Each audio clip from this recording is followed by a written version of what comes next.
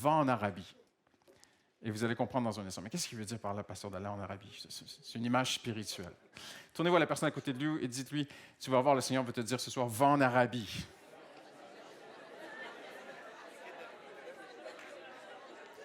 C'est pas l'Arabie Saoudite.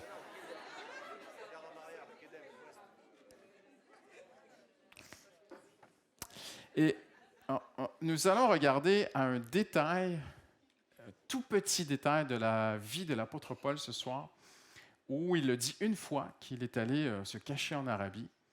Et on va voir ensemble que ce petit moment est tellement fort. Et Dieu a fait de l'apôtre Paul un modèle, parce que même Paul le dit, imitez-moi comme je suis imitateur de Christ. Dieu a fait des modèles dans la parole de Dieu à travers des hommes imparfaits. Et Dieu a fait dans la vie de Paul un modèle de comment il veut agir dans nos vies. Et c'est touchant parce que un si petit détail te fera, j'en suis convaincu par le Saint-Esprit, énormément de bien ce soir. Vous pouvez lire la biographie de Winston Churchill qui fait 16 volumes et 10 millions de mots. Et les gens aiment bien parfois, mais là, on a comparé à la plus grande biographie du monde, c'est celle de Winston Churchill, à 16 volumes. Mais comparé à un tout petit détail de la biographie de Paul, vous allez voir que quand Dieu touche un homme, amen, même un tout petit mot où il dit qu'il est allé en Arabie. Et j'aimerais attirer votre attention sur ceci ce soir. Pourquoi est-ce qu'il a dit ça et quand est-ce qu'il l'a dit? Mais si dans la société aujourd'hui, une personne est discréditée, décrédibilisée, qu'est-ce qu'elle va faire? Tout de suite, elle va brandir un peu son crédit. Je suis quelqu'un, si quelqu'un est attaqué dans son travail, eh bien, cette personne peut brandir ses études, sa formation, sa certification. Même, on peut aller parfois jusqu'à employer un avocat pour se défendre. Voyez-vous, dans le monde, les gens font cela. Ici, dans l'Épître aux Galates, Paul est attaqué. J'ai déjà expliqué, je ne peux pas refaire les 3 premiers messages, mais c'est judaïsant. Il y aura beaucoup de choses à dire, mais je ne peux pas refaire les premiers messages. Ils sont passés derrière Paul, en Galatie, dans les églises, derrière lui, pendant qu'il n'était pas là, et ils ont fait rentrer un faux évangile. Mais non seulement cela, ils ont discrédité Paul. Ils lui ont enlevé du crédit, ils l'ont décrédibilisé. Et là, pour la première fois, Paul, et même on pourrait croire que si on lit rapidement la Bible et qu'on ne croit pas qu'elle est inspirée de Dieu, on pourrait dire, Paul a eu un petit moment charnel, il s'est défendu. Non, toute écriture est inspirée et utile. Et Dieu, même dans l'humanité de Paul, Dieu va travailler quelque chose. Et cette lettre, qui est une défense, en fait, où Paul se défend, et même défend la foi, parce que Paul est tellement associé à l'Évangile qu'il va dire, c'est mon Évangile. Pourquoi est-ce qu'il dit mon Évangile? On l'a vu ensemble. Parce qu'il n'y avait pas que son Évangile qui circulait. Déjà à l'époque, il y avait différents Évangiles qui ont commencé à circuler. Et Paul dit, c'est mon Évangile, c'est l'Évangile que je vis, moi, personnellement, avec Jésus-Christ. Est-ce que c'est votre cas ce soir, amen? Ce n'est pas quelque chose qui est séparé de nous, ce n'est pas quelque chose qui est extérieur de nous, c'est notre Évangile. Et parce que Paul est tant associé à cet Évangile, eh bien, il faut le discréditer pour discréditer son Évangile. Et c'est très intéressant ce soir parce que de tous les arguments que Paul aurait pu utiliser pour se défendre, il aurait pu dire beaucoup de choses. Il aurait pu dire il aurait pu utiliser ses relations, il aurait pu utiliser de ses succès, il aurait pu mettre en avant ses miracles, il aurait pu mettre en avant sa consécration, sa dévotion, son zèle. Il aurait pu parler de la route de Damas sur laquelle il a rencontré, on peut vraiment dire ainsi, une Christophanie, une révélation extraordinaire de Jésus-Christ physique. Jésus n'a pas mis cela en avant. Il aurait pu parler qu'il fréquentait les apôtres, et même, oui, mais il a dit, pasteur Christian, un peu plus loin, mais même en le disant, on voit qu'il ne s'appuie pas sur le fait qu'il connaît les apôtres. Ce que Paul met en avant, c'est sa relation avec Dieu. Sa relation personnelle avec Dieu. Et à partir du premier chapitre, après avoir fait sa présentation, les salutations, jusqu'au chapitre 2, verset 10 à peu près, Paul va mettre en avant, il va se justifier en disant « Je suis un apôtre de Jésus-Christ parce que je l'ai rencontré et je le connais. » Et cette rencontre d'un moment sur la route de Damas où j'étais en bas de son cheval, l'apôtre Paul est au contact de la gloire de Dieu, ce moment va devenir 3 jours. où il est dans la ville de Damas, il est aveugle, et la Bible dit qu'il est en prière. Et vous devez comprendre, il est bouleversé. Mais ces 3 jours vont devenir 3 ans. C'est ça qui nous intéresse ce soir. C'est 3 années où Paul est allé en Arabie. Et je vais vous parler de ces 3 années parce qu'il y a très, très, très, très peu de choses qui sont dites dans la Bible sur ces 3 années silencieuses. On ne sait même pas où il était en Arabie, mais on va investiguer ensemble si vous le voulez bien. Et Paul va dire ceci au chapitre 1er, versets 16 et 17. C'est notre texte clé ce soir. Là, je regarde l'horloge qui va toujours trop vite ici. Il faudrait la changer, cette horloge. Lorsqu'il crut bon à Dieu de révéler, et ça c'est son argument premier qu'il met en avant, lorsqu'il crut bon à Dieu de révéler son Fils en moi. Dites avec moi, en moi. Il n'a pas dit à moi, il a dit en moi. Juste après, qu'est-ce qu'il dit? Je suis aussitôt parti pour l'Arabie. Et là, nous découvrons une vérité très importante ce soir que je vais vous déclarer tout de suite en introduction. Nous sommes inébranlables si la révélation de Jésus est opérée progressivement par l'Esprit de Dieu en nous à travers la parole de Dieu. Dieu savait très bien que Paul avait besoin, oui, d'abord et avant tout de le rencontrer sur la route de Damas. Mais Dieu savait très bien aussi qu'il avait besoin de passer 3 jours en prière. Mais Dieu savait qu'il fallait aussi qu'il passe 3 ans en Arabie. Et Paul avait besoin d'aller se cacher, poussé certainement par Dieu. Il a besoin de revoir tout ce qu'il croit, tout ce qu'on lui a enseigné. On l'a vu ensemble, pharisien des pharisiens.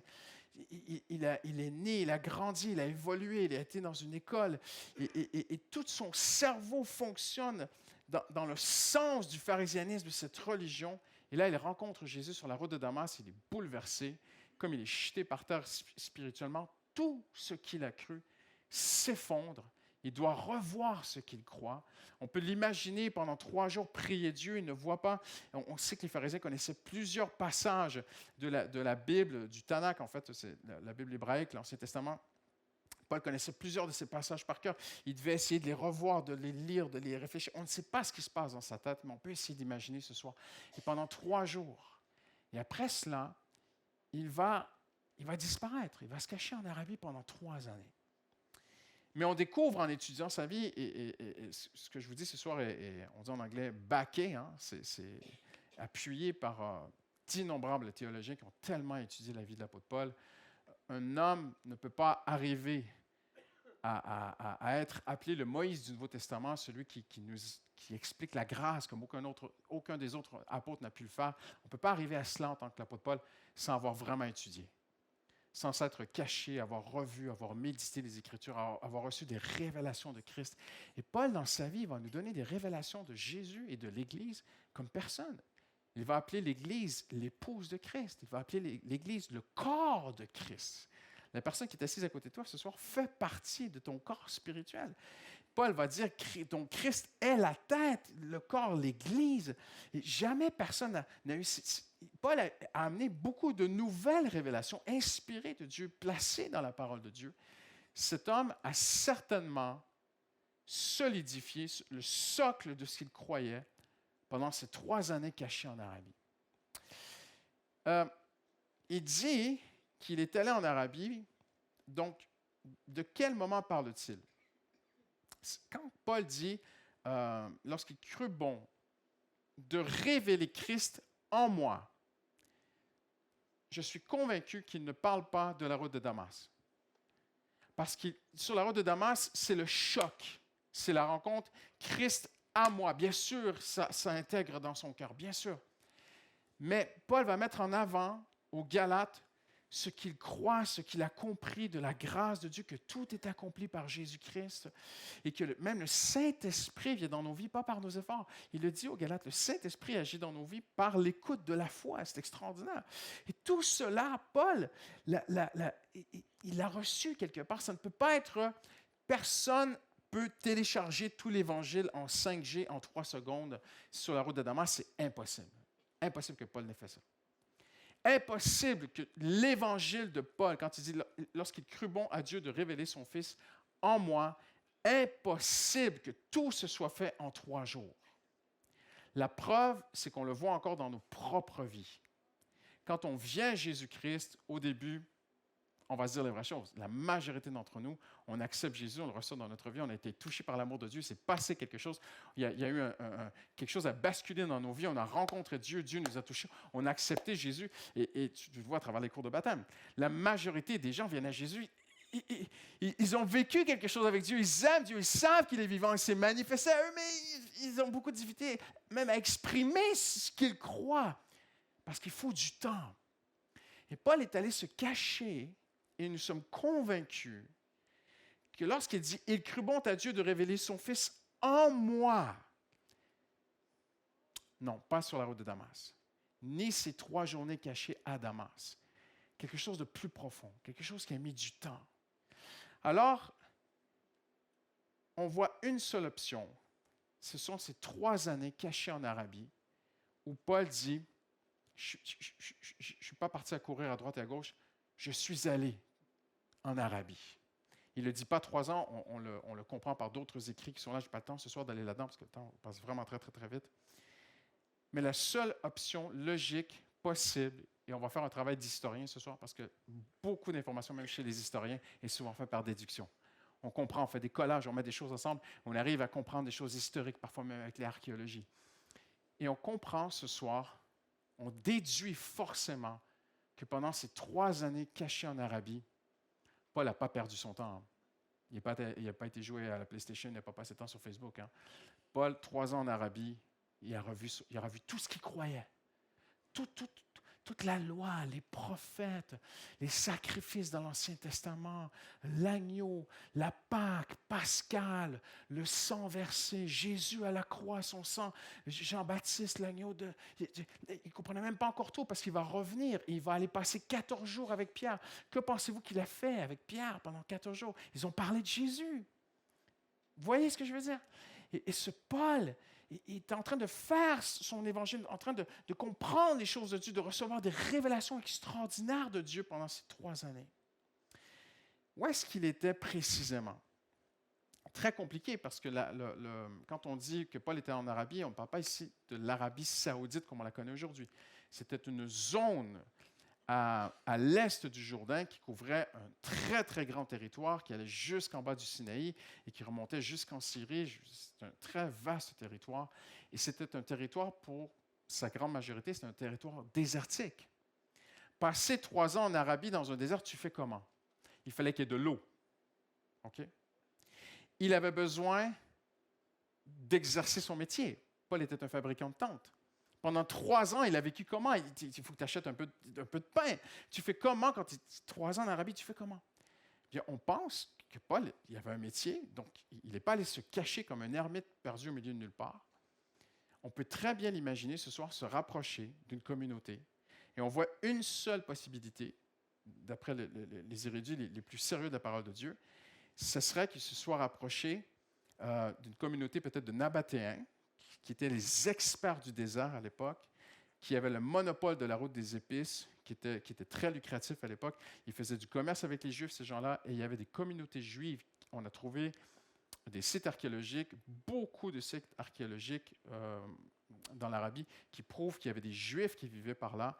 Et ce qui est encore plus intéressant, ces gens-là étaient des spécialistes eux-mêmes à récupérer l'eau.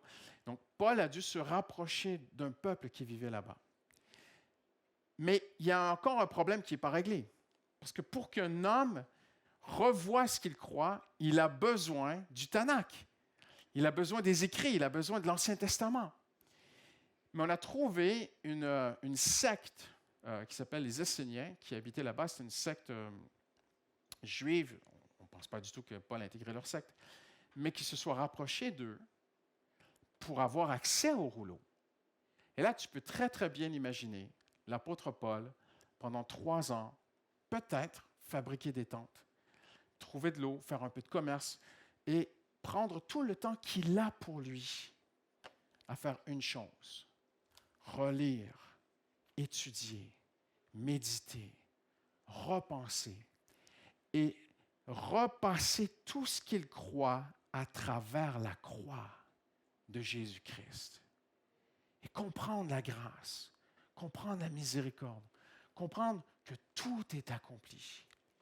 Et Paul va vivre, nous en sommes convaincus, que quand il dit, lorsqu'il crut bon à Dieu de révéler Christ en moi, c'est plus que la route de Damas. Oui, en partie la route de Damas. C'est plus que les 3 jours à Damas. Oui, en partie. Mais c'est plus que cela. Nous sommes profondément convaincus que les 3 premières années de la vie de l'apôtre Paul, Paul s'est caché quelque part. Trouver un moyen de vivre à part pour étudier la parole de Dieu. Et alors qu'il étudie la parole de Dieu, il y a quelque chose qui se passe en lui. Le Saint-Esprit agit. Et le Saint-Esprit commence à lui révéler. Et lorsqu'il crut bon à Dieu de révéler Christ en moi, et là, Paul, des années plus tard, va mettre en avant comme argument premier dans sa vie, il va leur écrire en disant, celui qui vous écrit, c'est Paul, apôtre de Jésus-Christ. Parce qu'on l'a vu ensemble dans les dernières semaines, que les gens passaient derrière lui et disaient, Paul, c'est un petit apôtre, il n'a pas passé 3 ans et demi avec Jésus comme les autres. Paul, et ils essayaient de le discréditer. Et Paul va commencer tout de suite son épître en disant, non, Paul, apôtre de Jésus-Christ. Et il va même le dire plus tard à Timothée, il va dire, je sais en qui j'ai cru. Et il est fort intérieurement parce qu'il y a eu un moment dans sa vie, lorsqu'il crut bon à Dieu, de révéler Christ en moi. Et je crois qu'il y a des moments dans ta vie où Dieu te visite, Dieu te touche. Ce sont des moments qui sont forts, ce sont des moments qui peuvent durer parfois quelques instants. Mais je crois aussi, et il ne faut pas minimiser les moments dans ta vie qui sont longs, où Dieu, par le Saint-Esprit, à travers ce que tu vis, peut-être à travers tes échecs, à travers des prières qui n'ont pas marché, à travers des blocages que tu vis, et que tu commences à revoir ce que tu crois. Tu remets en question, mais devant Dieu, avec le Seigneur, ta marche avec Dieu, et le Seigneur commence à te révéler la grâce. Le Seigneur commence à te révéler, parce qu'on l'a vu ensemble dans les dernières semaines, que même il dira aux Galates, vous avez commencé par l'Esprit, mais maintenant vous voulez terminer par vos propres efforts. Vous comprenez, vous êtes sauvés par la grâce, mais vous essayez aussi d'inclure le mérite dans ce que vous faites aujourd'hui. Et on a besoin de revoir ce qu'on croit à travers la lumière de cette révélation de la grâce de Dieu, que tout est en Jésus-Christ. Et Paul dit, vous avez tout pleinement en lui. Pour qu'il dise cela, c'est qu'il le croyait, qu'il avait lui-même tout pleinement dans le fait que Jésus était mort à la croix pour lui. Et il le dit aux Galates au chapitre 2, je vis ma vie terrestre, quand je dis ma vie d'homme, ma vie dans ma chair, en fait, il dit je vis ma vie terrestre dans la foi au Fils de Dieu qui m'a aimé et qui s'est lui-même donné pour moi. Et Paul est en train de dire aux Galates, vous êtes en train de passer au mérite. Vous êtes en train de rebasculer dans essayer de mériter les choses de Dieu. On l'a vu ensemble, je ne peux pas revenir là-dessus. Mais Paul dit, mais moi, je vis ma vie d'homme terrestre.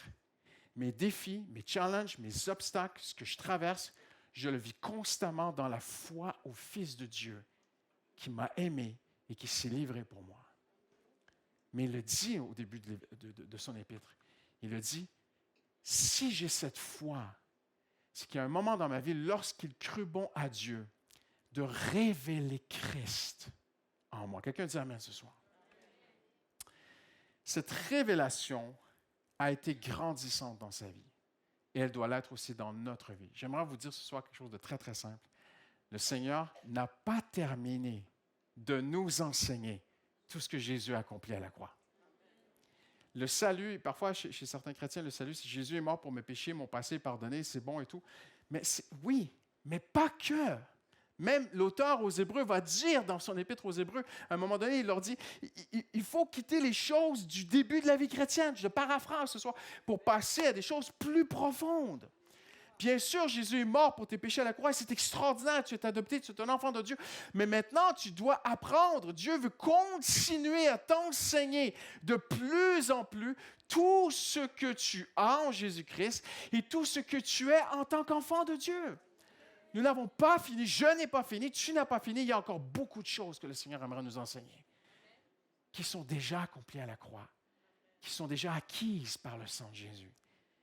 Et Paul dit, lorsqu'il crut bon à Dieu de révéler Christ en moi, moi j'ai cette profonde conviction, je n'impose à personne, mais j'ai cette profonde conviction que Paul parle de cette saison importante dans sa vie en Arabie, où, alors qu'il est dans les Écritures, alors qu'il revoit ce qu'il croit, eh bien, Dieu est en train de lui révéler Jésus. Dieu est en train de lui révéler. Et voyez-vous, il y a une chose que Dieu ne révélera pas, parce que Dieu n'est pas dans la religiosité. Paul ne dit pas, lorsqu'il crut bon à Dieu, de révéler des nouveaux principes, des nouvelles valeurs, des nouveaux rituels, des nouveaux ceci, des nouveaux cela, de la nouvelle liturgie. Paul n'a pas parlé de ces choses-là. Ça, ce sont des choses d'hommes. Paul parle d'une personne. Lorsqu'il crut bon à Dieu de révéler Christ en moi. Paul n'a pas lancé une nouvelle religion avec des nouvelles méthodes. Paul parle d'une personne. Et ce que Dieu cherche à révéler dans ta vie et dans ma vie, c'est l'apprentissage de marcher et de vivre avec une personne qui est Jésus-Christ. Jésus n'a pas amené une nouvelle religion. Et nous, parce que nous sommes humains, même si nous sommes nés de nouveau, même si on aime Dieu, même si on est pardonné, même si on est adopté, on a encore des patterns, je ne sais pas comment on dit en français, des mécanismes humains où on retourne naturellement, parce que les Galates, ils étaient inclinés à retourner. Oui, Jésus nous a sauvés, mais il faut aussi se faire circoncire, voyez-vous? Et parfois, et je vais vous choquer ce soir, on l'a vu ensemble, mais parfois, oui, Jésus m'a sauvé, mais il faut aussi prier. Bien sûr, il faut prier. Mais tu ne peux présenter à Dieu aucun mérite. Ta prière n'est pas un mérite que tu présentes à Dieu. Tu ne pries pas en présentant un mérite à Dieu. Tu pries parce que tu aimes être en présence de Dieu. Tu pries parce que tu es son enfant et tu peux présenter tous tes besoins. Tu pries parce que tu peux répandre ton cœur devant Dieu. Tu pries parce que Dieu t'entend maintenant. Hallelujah. Tu pries parce que ton grand sacrificateur, Jésus-Christ, ton avocat auprès du Père, est là et pendant que tu pries, il est là. Je ne sais pas comment il fait ça, je n'ai jamais été au ciel, pardonnez-moi. Mais d'une façon ou d'une autre, il est l'avocat auprès du Père. Il est en train de dire à son Père, je ne sais pas comment il s'y prend, mais il est en train de dire, Père, Christian, prie en bas. Il est en moi. Il a mis sa foi en moi. On va répondre à sa prière. Donc, je ne présente pas mes mérites quand je prie. Tu ne peux pas présenter ta sainteté personnelle à Dieu. Tu ne peux pas présenter que, Seigneur, réponds-moi. Hey, j'ai fait la nuit de prière la semaine dernière. Hein? Aucun mérite. Et Paul a besoin de tout. Vous me suivez ce soir? Paul a besoin de tout réapprendre. Tout réapprendre. Lorsqu'il crut bon à Dieu de révéler Christ, la personne de Jésus en moi, qui il est, ce qu'il a accompli à la croix pour moi. Son œuvre est terminée. J'ai tout pleinement en lui. Si je vis, ce n'est plus moi qui vis, c'est une autre personne qui vit en moi. Mais qui a dit cela avant Paul? Les théologiens disent que c'est le centre du Nouveau Testament. Si je vis, ce n'est plus moi qui vis, c'est Christ qui vit en moi. Où a-t-il pris cela, Paul? Qui lui a enseigné? Je ne sais pas. Je déduis ce soir. Mais je comprends qu'il dit, lorsqu'il crut bon à Dieu de révéler Christ en moi. Je ne sais pas ce que ça produit en vous ce soir, ce texte, mais ça produit en moi, j'ai besoin de plus connaître Jésus. Et si je connais plus Jésus, je serai plus solide dans ma foi. Et si je suis plus solide dans ma foi, eh bien, je peux marcher encore plus agréablement et aisément avec mon Sauveur à chaque jour. Et si je suis plus solide dans ma foi, je vais faire face aux challenges, aux défis, aux obstacles, aux combats, à l'ennemi, aux accusations, le diable, les tentations, le ci, le ça. Je vais faire face à toutes ces choses. Je vais faire à des gens qui doutent, des gens qui... Tu essaies de marcher avec Jésus, tout à coup, quelqu'un vient... On a tous des gens négatifs dans nos vies. Hein? On a tous des gens qui vont... Et puis tu fais comment face à ces gens-là? Lorsqu'il crut bon à Dieu de révéler Christ en moi, j'aimerais te dire ce soir, une des choses les plus importantes de nos vies, c'est que Christ soit révélé de plus en plus en nous. lorsque notre foi est ébranlée par les circonstances, que le doute rampe en l'absence de réponse, que le diable tente d'altérer la valeur de ta foi, que Dieu permet un long passage dans la vallée de l'ombre de la mort, qu'une saison de désert spirituel s'installe, que des gens décrédibilisent ta foi comme ils l'ont fait pour Paul, que le contraire de la promesse de Dieu vienne dans ta vie. Lorsqu'un faux évangile t'est proposé, et même lorsque tes meilleurs amis t'abandonnent, il y a une chose qui va te tenir. Lorsqu'il crut bon à Dieu de révéler son Fils, de révéler Christ en moi. C'est ce qui me tient. Et Paul, dans tout ce qu'il a traversé de sa vie, je suis convaincu, parce que j'ai beaucoup étudié sa vie, Paul avait un socle. Je sais en qui j'ai cru. Je sais que j'ai rencontré Dieu sur la route de Damas, bien sûr. Mais il y a eu ces 3 années en Arabie où on ne sait pas où il était, mais je peux très, très bien imaginer Paul revoir tout ce qu'il croyait à la lumière de la révélation de Jésus. Et plus le Seigneur pourra te présenter, t'expliquer lui-même dans des temps d'intimité, des temps de secret avec Dieu. Et je veux dire ceci ce soir en terminant. Il faut absolument que je termine. Mais si vous êtes dans une saison de votre vie où vous avez du temps, peut-être que tu as perdu ton travail, je ne sais pas moi. Si tu es dans une saison où tu as plus de temps, ne perds pas ton temps. Passe ce temps. C'est peut-être une saison dans ta vie d'Arabie. C'est peut-être, si tu es nouveau dans la foi ce soir, passe du temps dans la parole de Dieu. Et je vais aller... Je dois avancer. Mais Paul dit ceci, lorsqu'il crut bon à Dieu de révéler Christ en moi. Ah, j'ai beaucoup de choses à dire. Mais on va arrêter ici, parce que je vois l'heure et puis je ne veux pas que vous soyez pris avec les intempéries. Mais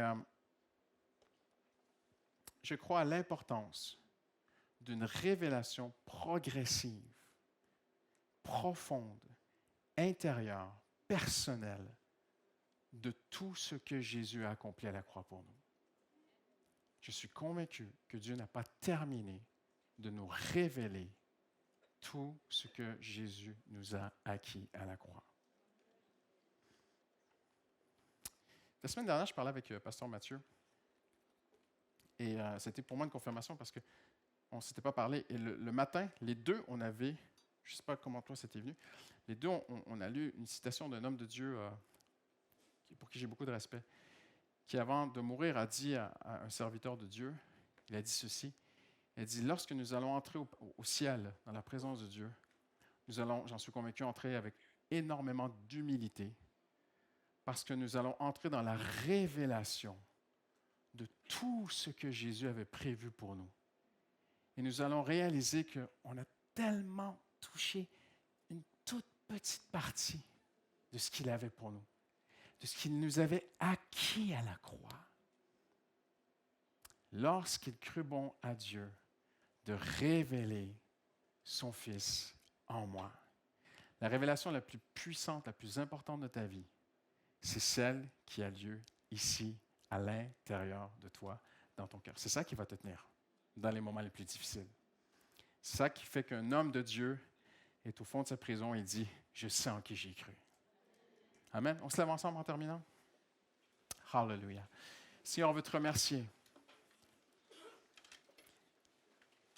Seigneur, si lorsque Paul a été attaqué, discrédité par des judaïsants, il les appelle même des faux frères, il met en avant qu'il a rencontré Jésus face à face. Il met en avant que lorsqu'il crut bon à Dieu de révéler Christ, son Fils, en moi, il dit, je suis allé en Arabie. Et Seigneur, tu veux parler peut-être à une seule personne ce soir en lui disant, ton temps est précieux. Gère bien ton temps. Sois dans la parole de Dieu. Hallelujah. Coupe-toi un peu des réseaux sociaux. Coupe-toi de tes séries télévisées. Coupe-toi même peut-être un peu pour un temps de certains amis autour de toi. Viens dans la parole de Dieu. Hallelujah. Reviens à la parole de Dieu. Le Saint-Esprit veut t'enseigner. Le Seigneur veut te montrer tout ce qu'il est pour toi. On parle beaucoup de ce que Dieu a pour nous, mais j'aimerais vous dire, c'est ce qu'il est pour nous le plus important. Amen. Ce qu'il est pour toi. Hallelujah. Ton Sauveur, ton ami, ton Seigneur. Mais tout ce que Jésus est pour toi. Ma vie terrestre, je la vis dans la foi au Fils de Dieu qui m'a aimé, qui s'est donné lui-même pour moi. Jésus a prouvé son amour à la croix pour toi. Hallelujah. Le Seigneur te veut dans sa parole. Je suis convaincu qu'il y a des gens, vous allez trouver même la guérison physique dans une révélation de qui Jésus est à travers la parole de Dieu. Direction pour ta vie, guérison du passé, des réponses à tes questions. Hallelujah. En découvrant qui Jésus est pour toi, lorsqu'il crut bon à Dieu de révéler son Fils en moi. Hallelujah. Seigneur, tu n'as pas terminé avec moi ce soir, tu n'as pas terminé avec aucun des pasteurs, tu n'as pas terminé avec aucun de tes enfants, Seigneur. Tu veux une révélation qui continue. Hallelujah. Une révélation progressive. Et Seigneur, je proclame une révélation profonde, Seigneur. Une révélation qui est personnelle. Je ne peux pas vivre des révélations que les autres ont eues. Je dois avoir mes révélations de Jésus. Hallelujah. Elles ne seront pas anti-bibliques, Seigneur. Non, non, non, non. Tu ne conduis jamais quelqu'un dans des mauvaises voies, Seigneur. Mais Seigneur, tu veux que nous puissions grandir dans la compréhension de tout ce que tu nous as acquis à la croix, Seigneur. Au nom de Jésus, j'ai prié. Tous ceux qui l'aiment disent Amen. Amen. Hallelujah. Hallelujah. Gloire à toi, Seigneur.